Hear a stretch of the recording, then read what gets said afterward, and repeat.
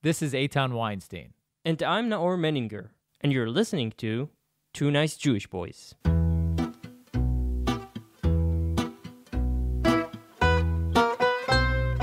This podcast is made in collaboration with the Jewish Journal. Check them out at jewishjournal.com. Also in collaboration with Arutz Sheva, israelnationalnews.com.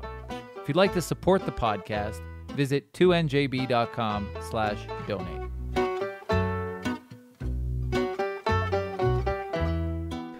Coming from a long line of musicians and artists, our guest today has been praised by the New York Times as sensational in concert and as a striking virtuoso by the Los Angeles Times. Her awards and accomplishments are way too long to list, but suffice it to say that she's performed as a solo artist and as a chamber musician at some of the world's most renowned venues: Carnegie Hall, Lincoln Center, the Kennedy Center, Suntory Hall at Tokyo. The list goes on and on and on. She's serving as a visiting professor at Tel Aviv University here in Israel, and she has been so kind and brave as to accept our invitation and join us on the podcast today. We are thrilled to be joined by the amazing cellist, Kristina Reiko Cooper. Thank you so much. Thank you for having me. I'm thrilled to be here. So what got into you that you decided to leave your home today and go out into the zombie-infested streets and face the brave world? It's a scary time, isn't it? I have it to is. say. Look, I actually think Israel is doing pretty well, to tell you the truth, right? And the numbers have been pretty encouraging, so that's one thing. But also, I wanted to have some fun. Yeah, it's been too long. It's been too long. Don't forget, we deserve to have some fun. Yeah. I forgot how to interact with people. I know. I mean, like, I walked. Not that you were. I wasn't so good before. But now I go downstairs and it's just like frightening. I don't know how to, Well, no, it's that weird thing when you walk out and like you're trying to avoid people. Yeah. So it's not even, the whole atmosphere is so bizarre that you really do. You forget how to act. And you feel there's this weird thing where, it's become normal now to cross the street anytime you see it, right? Yeah. Which used to be like a rude thing to do, right? It was like, it's almost like reminiscent of racism, right? Where Absolutely. you would see someone of a different race and you would cross the street because I'm not going to walk on the same side of the sidewalk. So but now it's it's like you just cross, and I So feel now it's okay to be racist. I mean, if you're doing it based on race, that's probably a bad idea. But nobody would know. But it's like it's become normal to be rude, which is right because Yeah. we would try to avoid people and like. Or maybe now it's just like now you have a reason to be rude. If you were rude before, now you've got Now an it's excuse. excusable. But I think the germophobes are the big winners here, right? Oh, absolutely. Now you can distinct. Are you kidding? This is like their worst nightmare. They're Is it? living through their worst They nightmare. don't need to shake anybody's hand anymore. Yeah, but it's Yeah. like now just leaving. I have some close people that shall remain nameless that are just thrilled with the idea that they will never have to hug or kiss or shake hands with anybody ever again. And that's not me. So They're so happy. I wanted to ask, how did you choose the cello, or did the cello choose you, and did music choose you, or vice versa? Fair question. So I come from a long line of musicians. Actually, only on one side. My father's a pianist and my mother's a violinist. But my father's the first musician in his family. But my mother, her father was a famous composer and her mother was a singer. And my great-grandfather was a famous poet. Blah, blah. So I come from a long line of artists on that side. And I think the real answer is I was surrounded by music from a really early age. From the minute I was born, I was hearing music all the time. My parents were practicing. I heard records, and I fell in love with music I can't remember not loving music.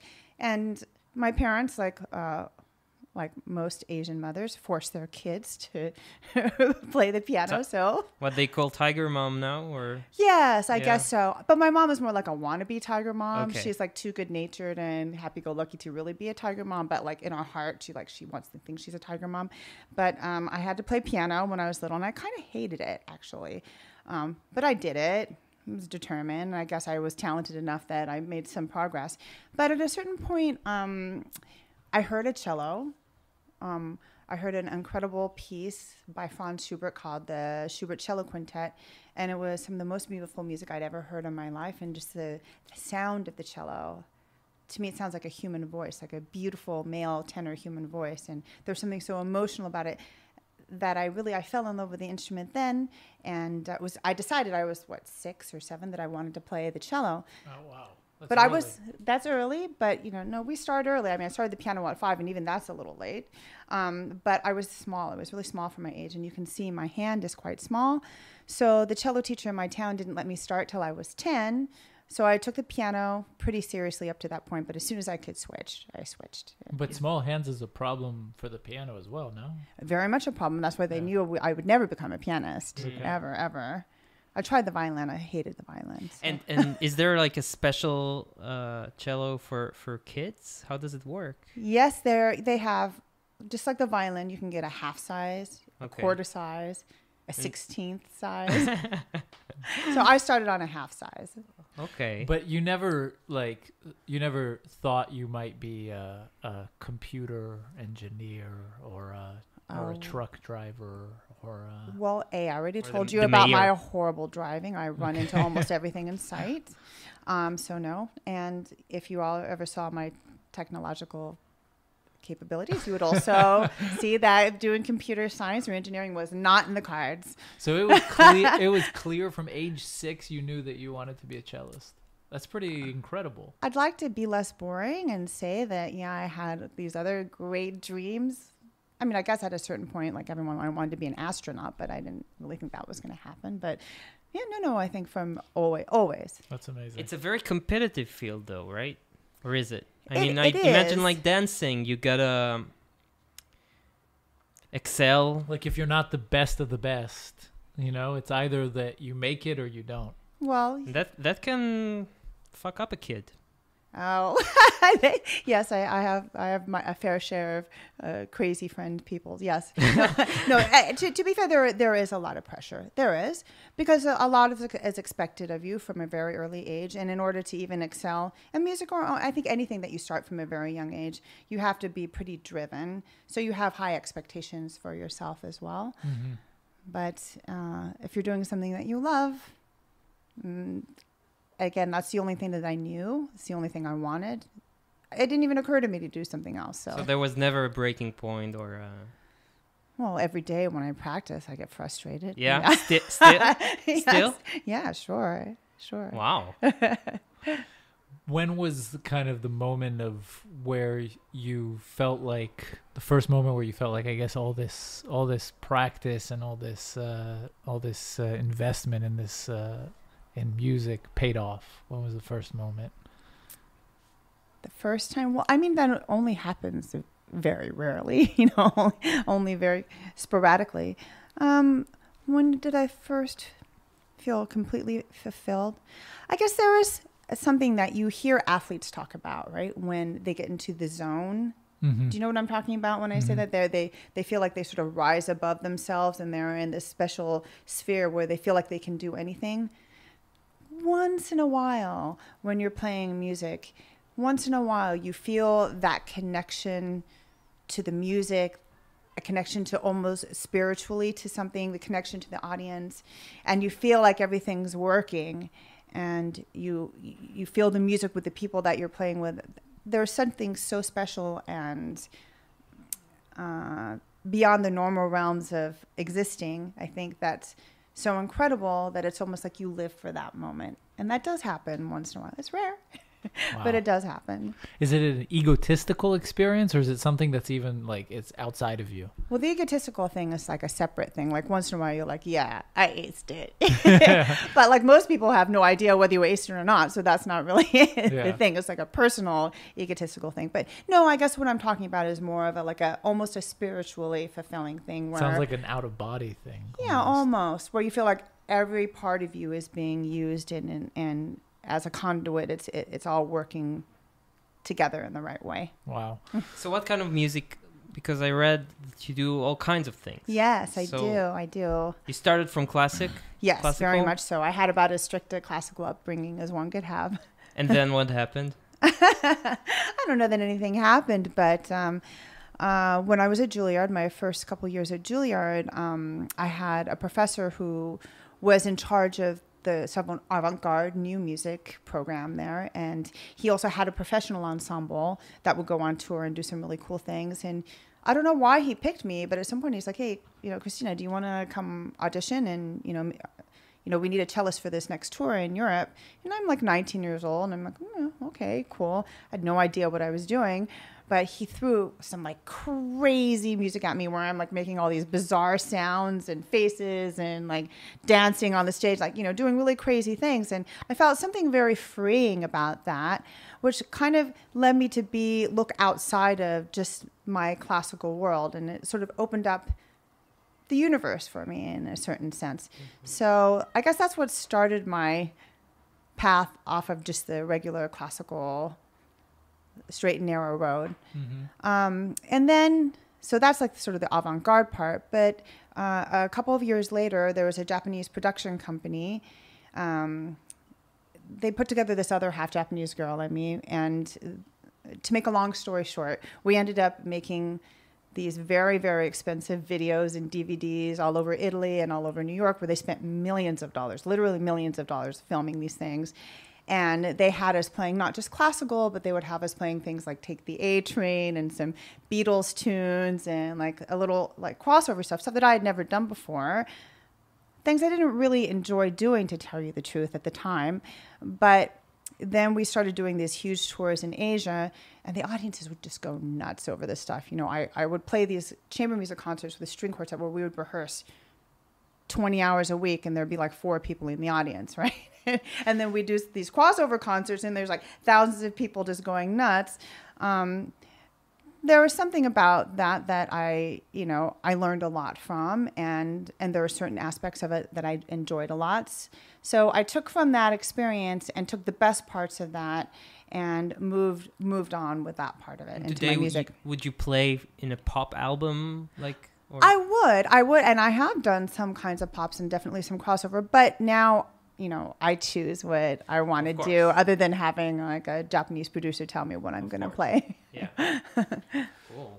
So I understand that you have a cello that has a special story behind it.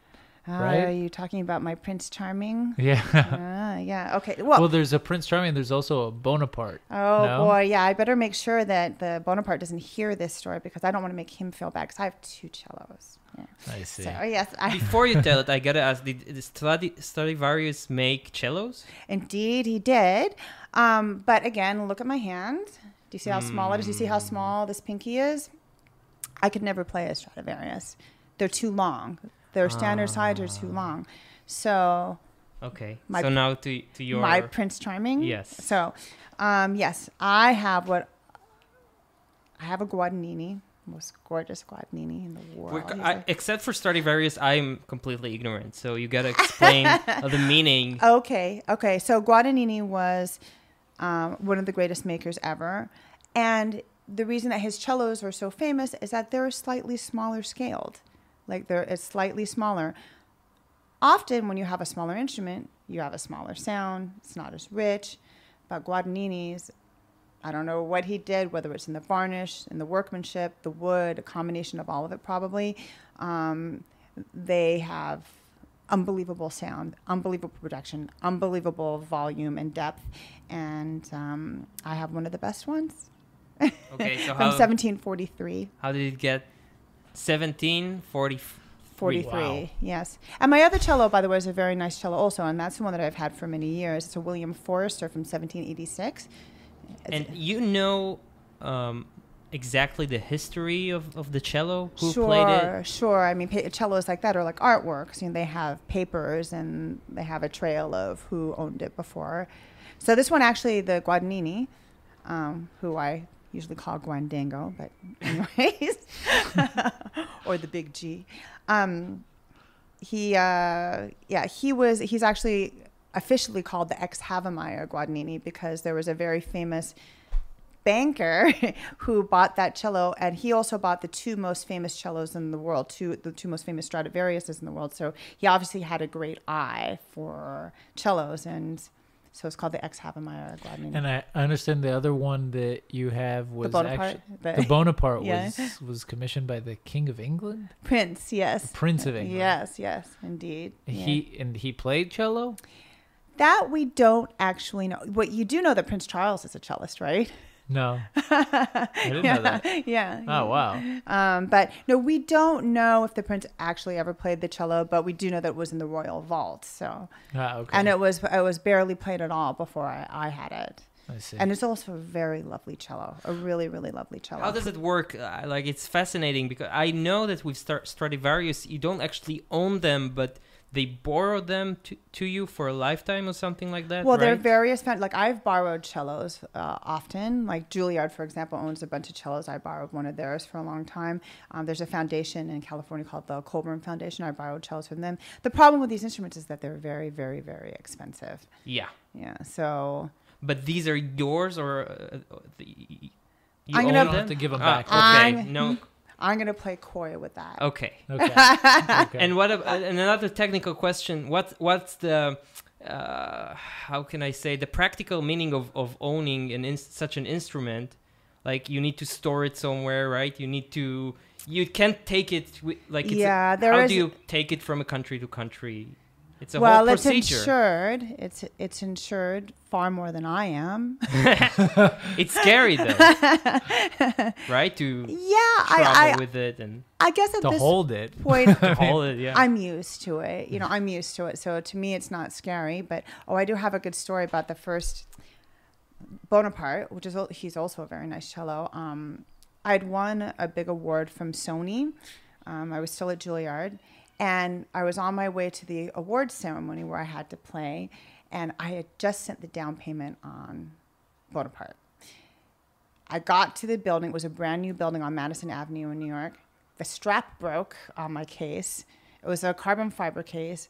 I fell with a big plop on the ground. Oh, no. I bounced 3 times, and I got a big crack on the back of the cello. And it was in the shop for 9 months. Oh my God. Up to And that they point, it fixed had been it. a perfect cello. Like nothing had happened to it For, from 1786. for almost 300 years, 250 And I had it for years. like a couple of days. See that you can see a pattern. My driving, carrying cellos. Right. Wow. You need a cello carrier. My husband always says I need to be like surrounded by like a big air bubble. Fluffy. Yeah. Just roll around Yeah. in a big balloon. Wow. So you also have an interesting story in the sense that you didn't always have a connection to Israel, but somewhere in the middle of your life, you all of a sudden moved here. And how did that happen? Well, okay. So what is this in connection to the Sugihara project you want me to talk about, or just in general? Just in general, Okay. right? You also converted to Judaism. Yes, I sure did. So, And then about the project. okay. So, yes, I mean, obviously, or maybe not so obviously, but in the classical world, I don't know if you know, but Israelis are considered like the commandos, right? Like Israelis have a really great reputation. Like the most famous classical musicians in the world in past decades, like Perlman, Zuckerman, they're all Israeli, right? They'll have this like killer technique and are sort of like monsters of the instruments. And I went to school with a lot of Israelis, and in music I always encounter a lot of Israelis. But it never occurred to me in a billion years that I would ever move here, right? That just wasn't something that was in my brain.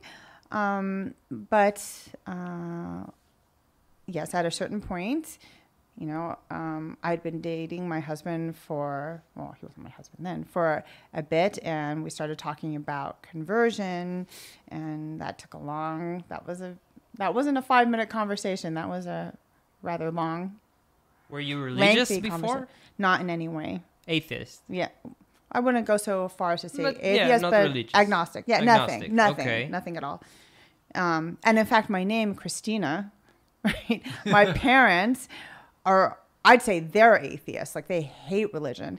So they made a very special point of spelling my name with a K instead of a CH, so it wouldn't have any connotations. They just wanted the sound of the name. They did Okay. say, but I can assure you in my conversion process, that was no help at all. Right. The rabbis were not sympathetic to that at all. So yes, I did. As I became more acquainted with Judaism, and as I learned more, I became more curious about it. I did start going through the conversion process, and I went through a pretty intense one. At the time, I was on tour all the time, so I couldn't take regular classes. So I would have a tutor that I worked with. So altogether, I'd say it took about 3 years, all said and done, from beginning to end. And all you mentioned, though, it was a difficult process. I mean, at first, were you kind of like, I guess, were there objections you didn't want, kind of? Or, I mean, because you were before, you didn't have these beliefs, like... Well, I guess there's the intellectual rigor of the religion always appealed to me. So I liked studying about it. I actually really enjoyed studying it. But I mean, just brass tacks, the issue was that I'm a performer. You become Shomer Shabbat. That's a big problem. Okay, so I can't perform on Friday nights. There are a lot of Saturday nights I can't perform either. That's a good 70-80% of concert performing, because a lot of concerts happen on the weekend. So I'd say that was really the big. You had to give it up. Well, I haven't given up performing, but it makes performing much more difficult now. I mean, it has to be very carefully planned. Right, because when people convert, there are all kinds of variations. There are those who convert, right? But then they choose what to, after they get the stamp, right? They choose what to keep and what to give up, and they choose their own path, right? Because they're not obligated to the rabbis anymore, right? But I understand you chose differently. Like you decided to stick with the. Well, yeah. I mean, that's how I'm bringing up my family, and that's. How my husband was brought up. I think he turned out pretty great, and I wouldn't be sad if my kids turned out the way he did.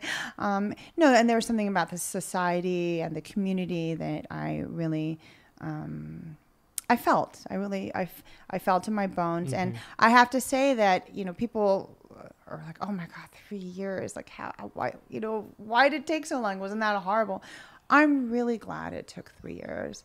I think that if it had taken a year, and like, oh, you're a Jew, I'd just be like, oh, okay, but because it took so long, and I really sort of immersed myself in it, it felt quite natural by the time the process had actually, finished. I mean, the process is never finished, but you know what I mean, as far as once I actually had the Beit Din and everything.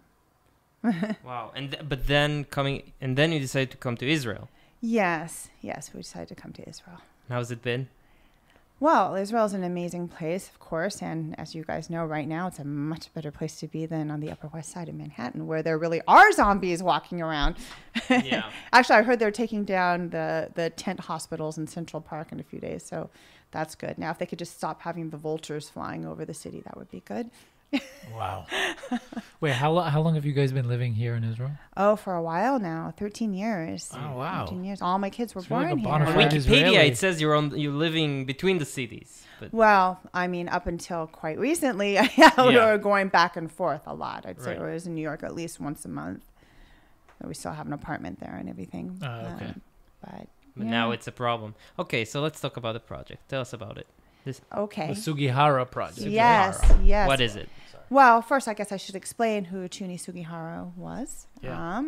So Chuni Sugihara was the Japanese vice consul to Lithuania during World War II. And through issuing thousands of visas that weren't sanctioned by the Japanese government, he saved thousands and thousands of Jews, including my husband's father and his brother. Now, I had never heard of Sugihara. Have you guys heard of Sugihara before? No. Yeah, see, I think we heard about, here it's known about Asian countries, Japan, China, and the Philippines that saved Jews. But the specifics... Okay. Yeah. So, I think I recall hearing about something like a Japanese Schindler, but I don't know if that's this... Probably from this, right? This guy? Yes, Okay. yes. I would assume, yes.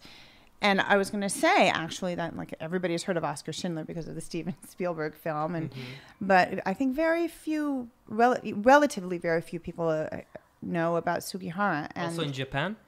in Japan, more people know about Sugihara now, but that's really also because of a movie that was made about 4 years ago. Actually, that was very popular in Japan. It was a little glamorized version of the story, but it was popular in Japan. So tell us about the movie.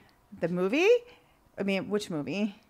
No, the project. The project. Oh, okay. No, you said the movie. Well, no. So in Japan, they made a feature film about Sugihara. Okay. So in Japan, he's become a more well-known, whereas before, not that many people in Japan had heard of him either. Okay. So the way that I came upon, well, even the idea for doing this project is that I'd known that Len, my husband, that his father and part of his family had survived the war. And I knew vaguely something about, they lived in Japan for a while and then China.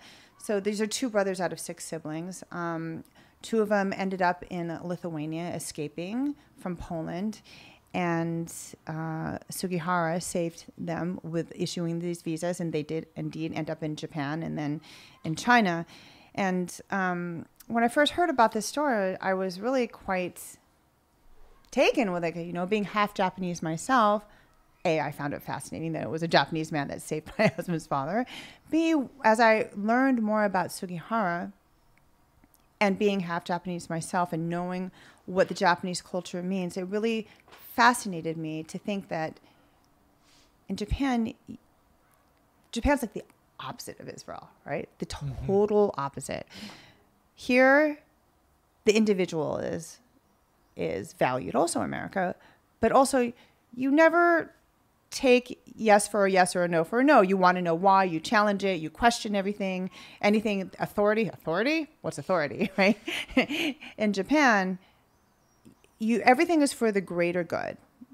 You never want to stick out. Sticking out is considered horrible. You want to fit in. You always want to make everything smooth and fit in. In fact, saying no is considered rude in Japan. People don't say no. You rarely hear people say no. They may mean no. And if you're Japanese talking to another Japanese person, you will know that they mean no, but you don't actually say no because that's considered rude. That's why there's a lot of cultural problems in Japan. It's actually a faux pas to say no. Right. Exactly. Wow. So to think that this man, this quiet Japanese man, defied his government, defied authority to write these thousands and thousands and thousands of visas to save a bunch of refugees, Jews that really had nothing to do with him. Really, he had no connection to them. But it was the single act of humanity and kindness and just doing what was right. He was not a hero. He wasn't some outsized character like Schindler. He didn't draw attention to himself. In fact, after he did this, he never talked about it. He never told anybody about it. And because he was sort of squelched by the Japanese government after he did this, in fact, he was shamed and sort of pushed out of his position and given menial jobs for the rest of his life. It was almost like a shameful thing. And he said something to his son, who I've been in contact with throughout this project. He said something that I found very touching, which was that his sons didn't know about it either. But at a certain point, the Israeli ambassador to Japan sought out Sugihara, went to go find him, had a hard time finding him, but finally was able to track him down because he was a Sugihara survivor. So he wanted to go and thank him for saving his life. Sugihara was astounded that he had saved anyone. And what he said was, my great hope was that I could maybe save 3 or 4 people. If I'd saved one person, it was worth everything they did, putting my family at risk, taking my career, making the rest of my life very difficult. If I could have saved one, he ended up saving thousands. And just if you think of all the children that are born from all of the survivors, including my 3 children, right? They're in a way, they're second generation survivor. It's really quite amazing. And just his that combination of steely honesty and compassion shelled in this Japanese demeanor of quietness and modesty, but that inner rebellion. I just found something very personally appealing, or it really touched me in a way, especially during these times right now. Mm-hmm. You know, I don't mean Corona. I mean all the world refugee problems, with all the immigration problems. Just to think that this one man made such a huge difference. Now, being a cellist and not a writer and not a screenplay writer and not Steven Spielberg, you know, what could I do to express something that to me was so important? Music, right? That's the only thing I know how to do. So there was also something about the parallels of like finding myself, like the two parts of myself too, that is sort of put together in this project. Sort of my the ethnic parts or other parts. Sort of trying to find the cultural ties between Judaism and Japan, and like the people and the on both sides of the equation, the culture, the finding the ways to put it together. So I decided I wanted to commission a piece for solo cello and orchestra, and now it's turned out to be such a huge piece. It's also going to be solo cello, orchestra, and choir. So it's going to be a huge piece, and that's basically the project. I mean, that's how it started. Where is it today?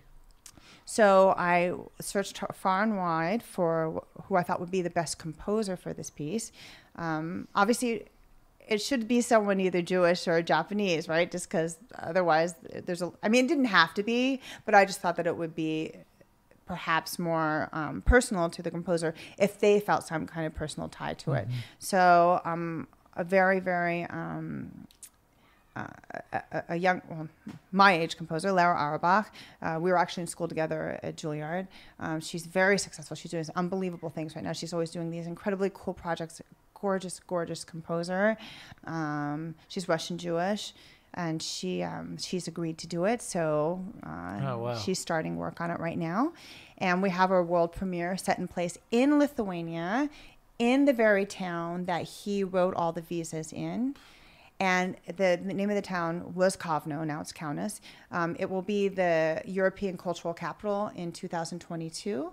So like it's a big deal. It's coming together, right? And it's going to be one of the big featured productions for that year. Was this planned? The fact that it's coinciding with the European Cultural. Was it my plan? Yeah. I mean, no, it's that. Actually, no, we didn't know. Like when we were calling up the different orchestras to see who would want to take on this project and perhaps be co-commissioners on it.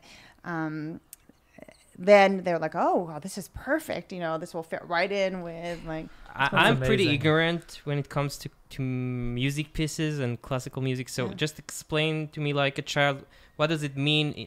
It will be a piece of, what's the length? When it's going to be long. It'll be long. It'll be about 40 minutes. Okay. So it's a piece. It's one piece of 40 minutes. Yes. Okay.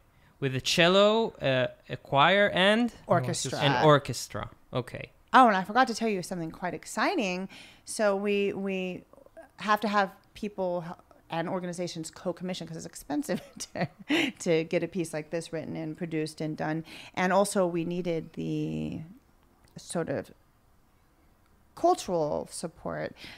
So we've reached out to various organizations, and Yad Vashem has agreed to be the principal global commissioner for the piece. Wow. So I wanted to ask you if he was recognized as righteous? Yes. So definitely. his family came and they planted the tree and everything. Yes. What was his post in Lithuania? He was the I'm losing my mind right now. I just said it. In the ambassador. He was the not the ambassador. The ambassador. Cultural attaché? No, he's not their cultural attaché. He was. You're just gonna have to let my brain re-trigger for a minute. But what happened with him after the war? He was basically fired. Ah, really? So it was discovered that yes, I mean, he went against his government. I mean, he was not allowed to do what he did. It's a little more nuanced than that, actually. I mean, he definitely had help from various people along the way. He couldn't have done it all alone. For example, all the refugees had to go through Russia and the Trans-Siberian Railway to get to the coast to go to Japan. He obviously had to get cooperation from the Russians along the way. He had to have some cooperation with the Japanese on the other side to receive the refugees. An international smuggling operation. Yes, basically. But in the end, he did defy the Japanese government, and he was considered by Japan to be kind of a bad guy for But quite a while. he got to the end of the war, meaning Japan was defeated. Yes. So where did he stand at the end? Did he return to Japan? He returned to Japan for a while. He was given, he was fired. So I think he was even like a janitor for a while or something. Oh, wow. He spoke Russian fluently. So he ended up working in Russia for a lot of years away from his family and everything, just to make enough money to send to his family. Is any of the immigrants' grandchildren or whatever still live in Japan? Did anyone stay there? As far as I know, not really. Not really. I mean, they are all over the world. Many, many, many in the New York area and in the United States. There are many in Israel also, actually. Super interesting. And when did he... And my father-in-law actually spoke fluent Japanese because he lived there for a while. And what he did as a living, once he made it to New York eventually, is he opened up a pearl business. And his partner was in Japan, and he had established that connection when he was in Japan. Do you speak Japanese? No, not really. Okay. Actually, I mean, I do a bit. Yeah. Just because I've toured there so much. And I just thought it'd be amazing if you guys could talk. If you and your father-in-law could talk. Yeah. Well, he died long before I was in the picture. Unfortunately. Really? Yeah. I'm sorry. So Sugihara, what ended up happening? When did he pass away? He passed away in the late 80s or early 90s. I see. And he never... Did he get to meet the people that he learned that he had saved more than 4 people. I guess he may have known about quite a few of them, but certainly he never had any idea of the breadth. Yes, right. I see. Yeah. Certainly not. Wow. Certainly and he has family that you're in touch with today? Yes. So he only has one living son still. His name is Nobuki. And lovely, lovely man. And it's like the spitting image of his father. Really. It's almost eerie. It's almost eerie. And he speaks very eloquently about his father. He goes around the world now quite a bit to speak about his father. And I don't know if you got a chance to look at the clip. There is a documentary being made right now about my pursuit of this project. And we went to Lithuania and filmed all on location there. We filmed here, obviously. We did a lot of interviews with Nobuki, the son. We were supposed to go to Japan in February, but that didn't quite work out. Hopefully not on a cruise ship. You want to hear something crazy? I was supposed to be on a cruise ship in Asia in the end of February, like a super high luxury cruise ship. I have this group that I do with 3 other girls, and they asked us to be the featured performer. It's like we were getting paid a ton of money, and and I'm like, I don't know. You heard about this coronavirus thing? It's kind of bad in Asia right there. They're like, no, we should go. We'll be fun. I'm like, I don't know. And you ended up canceling it. Yeah. Wow. How will anyone go to a cruise ship anymore after this? Well, I mean, there was that Italian one, right? And then people kept going, and now this one, and people are going to keep going, man. People don't learn their lessons about cruise ships. I don't get it. I'm not saying anyone deserves to die, but who would be so stupid to go on a cruise ship right now? Why? I don't know why you would go on a cruise ship to begin with. Well, there's that too. I have a good friend. He was on a trip in Japan half a year ago, and he fell in love with a girl who's an American, but she lives there. And now, after the whole coronavirus thing, a few weeks ago, he said, fuck it. He just took a plane and went to live with her in Tokyo. Yeah, that's right. What's his name? Oli. Yeah. So he moved there. And everybody were doing pretty well. Actually, Japan's doing pretty well. Now, in retrospect, but in real time, you didn't really know. Yeah. But, and if you have a Jewish mother, if I went to my mom and I was like, listen, Mom, I'm going to China or Japan or whatever. It wouldn't be Corona that killed her. Or me. Yeah. I was thinking about me. I think you'd be the dead one. Yeah, exactly. And also shows is an issue, right? So who knows? What's when an issue? Performances. Oh, well, this is That's a big happy problem. talk. I don't know if we want to go down that dark road, but yeah, there there is a huge issue with classical music, which is not only do we have the whole problem with social distancing and like when are concerts happening again in concert halls, when you can be in a packed place like that, our audiences tend to be the very Fragile. same group that's considered high risk. I mean, if you're like 65 and in a classical concert, you're on the young end of the spectrum, you know? Right. I mean, not to say that you don't have any young people at classical concerts, but they tend to be on the older side. Yeah. And I don't know when anybody in that age group is ever going to feel safe again, you know? Even if and when we get the vaccine, let's say 2 years from now, everybody's vaccinated, everything's just like you're out of the habit of going, you're already like the whole thing. I really fear for our industry. I don't, you know, there's a lot of people are trying to find innovative ways of getting music out there. I'm talking to people about trying to do online concerts and like do really high production valued online concerts, but it's not the same thing. It's going to be very difficult. And even just on the shorter term, like I have all these concerts planned all over the world in the next year. Well, what's going to happen? I mean, even things get a little bit better now. September, October rolls around, this virus starts coming back again. What are you going to do? Fly somewhere 2 weeks before and quarantine and play and then leave and come back? I mean, I don't know what we're going to do. Yeah. It's really an issue. It's really... which brings up, I wonder if has classical music in general been taking kind of a dip? Like, I feel like... From Corona or from No, before? just before even. I feel like it's kind of the future generations. I wonder like how much classical music has. Well, you're young guys. You tell me. How do you feel about classical music? How much connection do you have to it? My father plays piano. Oh, does he? I mean, not like professionally, but he grew up studying piano, and he plays. And we have not a grand piano, but what's the baby grand? A baby grand in the house. Bigger than that one. Yeah. A baby grand in the house. Even though my parents moved to Israel to a much smaller house than they had in the States, my mother refused to give it up, so it takes up like half of the living room, but they kept it. And they tried to teach us piano, but we didn't stick with it. And so I love classical music, but I don't think I'm not some kind of connoisseur, but I wonder how much of an audience kind of there is in future generations. How do you connect the young generations to classical music? I think that's the big question. Well, that is the big question. It's been a big question for years now. And I mean, honestly, like all the, I guess a lot of the crossover music that I've done is in some ways an attempt to reach new audiences or to reach bigger audiences. I mean, obviously playing the Beatles is not going to bring in a young audience, but you know, I've certainly done my fair share of doing the kind of music that I think is more appealing to a bigger audience.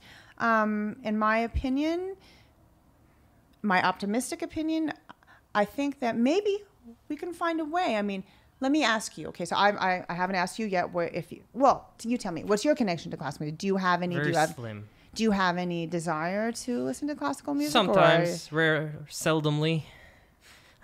No, look, I can tell you that my mother is a kindergarten teacher for the ages 0 to 2, and she's the only one, I think, in Israel that every morning, the morning starts with classical music. Beautiful. So Beautiful. So that's a value for her. But you know, it's a problem. Because everything's in. Everybody wants like that sound, that like short, instantaneous. It's very hard. Like it's hard to watch a movie now. Fellini movie or a Kurosawa movie. It was hard to watch a Fellini movie even when they were made. No. Actually, they are pretty good. But the older ones, it's hard. Or a Hitchcock movie even. It's hard. Right. It's the same problem. It's the same problem. And you don't have, I feel, like all the classic music that everybody's talking about is the classic one. So I have 3 things to say about that. Maybe if young composers would...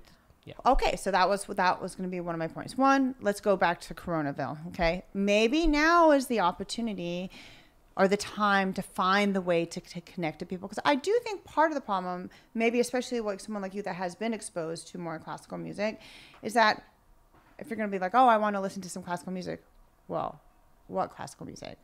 What? Like, which composer, what piece, like Today what you player, just go into what... Spotify and you write classical. Yeah, I try to do that But actually. It's so it's- hard to but it's really- understand what's for right. me, what's the good fit for me. Absolutely. I think that if, as classical musicians and performers, if we can find ways to make it more user-friendly, to make it appealing, because I don't think it's that people don't want to listen to classical music. It's just it's like going into a huge museum and seeing all these thousands of paintings and just not knowing where to go or what to look for. You know, it's too vast. It's too Choice removed. overload. Choice overload, and also just too removed, too removed from your everyday lives to even know where to go. So maybe there's innovative ways of finding ways to connect to people that way. 2, new music. Music that's being written today that shares the ethos and the feelings and the atmosphere of what's going on today. Something that can be written that can connect you because it feels present. That's important. That's why one of the reasons I do so much new music. Right. And one of the reasons I wanted to do this project, the Suntory Hall project, is I've always liked to commission new works. 3, why do I want to do something like a Suntory Hall project? There's something about just playing a long 45-minute piece for cello, orchestra, and choir. Not going to do it for most people, right? You're going to go, hey, want to come hear the newest cello concerto? I mean, I do. Okay, all right. You're a rare bird. Are you inviting me? I would definitely invite you. But I think that in a way, having the context of having this amazing story that has a connection to so many people and so many different levels, a great composer is writing the piece. If music like that can be written that can connect to people on various levels and in various ways, they'll be open to listening to, open to being able to feel what's being given to them. And somehow that might be a conduit or a way to find it into people's hearts and souls. I mean, pop music even, like why do people like it? So the words speak to people, right? Mm-hmm. The words or the feeling or the rage or the, whatever emotion is that they're trying to convey, somehow it resonates with people. Even, it might be on a different level, but it still resonates with people. I think I always like to do projects or pieces or music or big themes or little themes that can connect to people on various levels. Amazing. I mean, It's optimistic. Yeah. It's good to have a bit of optimism nowadays, yeah. I grew up a lot in California. I smile a lot. Okay. That's why you get along here. The weather is it's similar. Yes, it's true. Okay, thank you so much. So, when can people listen, tune in to your work? You're on social media. I found you on Spotify. Did you find me on Spotify? Yeah, but there's not much. There's a lot of album. my 2 CDs that I was going to bring you. One of them is specifically not on Spotify because the producer didn't want to pay the fees or something for it. But I don't know. But you can find it's all over Amazon and YouTube. Or I'm all over YouTube. You can find like a million. You're on Instagram, Facebook. Okay. Yeah. And I told you I was excited that one of my videos just hit 2 million views. So. Okay. Yeah. Nice. Yeah. So, but also you guys can look up the Sugihara project, right? I'm actually it's not. I mean, I'm actually putting up a website for it very soon. Okay. So stay tuned on social media. Yeah, absolutely. Perfect. Amazing. Which is, Kristina with a K, like you said. And with a K. No Christ in it at all. No Christ. No Jesus. Bereft of Jesus. So Kristina with a K, and then Reiko is Reiko. Reiko like Seiko. Mm-hmm. Reiko. Kristina Reiko Cooper. All right, guys, check it out. Really, some really good stuff. Thank you so much for having me, especially in these difficult times. Thanks for coming. I have to say, it's the first interview or webcast I've ever done where one person was drinking a bottle of beer. So it makes me. I think it's pretty cool. We offered you one, but yeah. Usually I'm not drinking a lot. Actually, usually I'm drinking. just generally. Yeah. But thank you. You just really get a glimpse. Yeah. Thank you so much. Thanks for coming. Thank you Before we go, yes, we have a collaboration with the Jewish Journal in Los Angeles. They're at jewishjournal.com, so check them out. They have podcasts. Mm-hmm. They have Corona Times podcasts. They have articles, op-eds, everything you need to know about the Jewish world and about Israel. You can check them out, jewishjournal.com. Also, Israel National News, Arutz Sheva guys, we have a collaboration with them. Check them out, israelnationalnews.com. They have great content, columns. Check them out. They're also on Facebook. Sometimes we're live with them on Facebook, israelnationalnews.com. And finally, we accept donations, so please help us out. Go to 2ngb.com/donate and send some money in our direction. Please. Thank you so much. Thank you. Thank you, Kristina. Thank you, guys. Bye. Stay Bye. safe. Bye.